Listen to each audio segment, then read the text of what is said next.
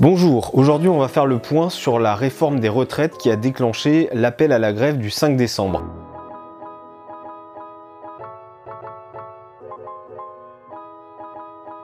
Emmanuel Macron l'a dit dans son programme, il veut un système universel pour remplacer les 42 régimes de retraite qui existent aujourd'hui. Pour le gouvernement, cette fusion va permettre en fait de construire un système plus solide.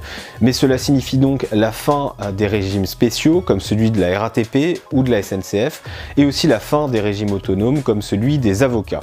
Néanmoins, le projet de réforme des retraites prévoit de conserver quelques exceptions. Les militaires ou les policiers, par exemple, pourront toujours partir à la retraite de manière anticipée. Ce nouveau système, concrètement, il fonctionnera par points, c'est-à-dire que tout au long de votre carrière, vous allez accumuler des points de cotisation et à la fin de votre carrière, au moment de votre départ en retraite, ils seront convertis en euros. Pour ce calcul, toutes les années de votre carrière seront prises en compte, contrairement à aujourd'hui, où si vous travaillez dans le privé, ce sont les 25 meilleures années qui sont prises en compte, et si vous travaillez dans la fonction publique, ce sont les 6 derniers mois qui sont pris en compte. Pour beaucoup de syndicats, cette réforme en fait va conduire à baisser le niveau des pensions puisque les moins bonnes années de carrière seront également prises en compte, ce qui risque justement de peser au moment de calculer la pension au départ à la retraite. Beaucoup de paramètres de la réforme restent encore inconnus. Par exemple, la date de mise en place. À l'origine, Emmanuel Macron visait 2025, mais le rapport présenté par Jean-Paul Delevoye en juillet dernier est beaucoup moins précis.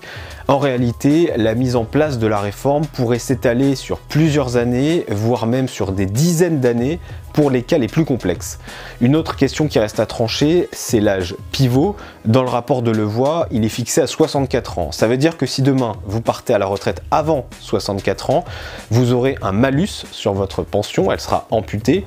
En revanche, si vous partez après 64 ans, vous aurez droit à un bonus de pension.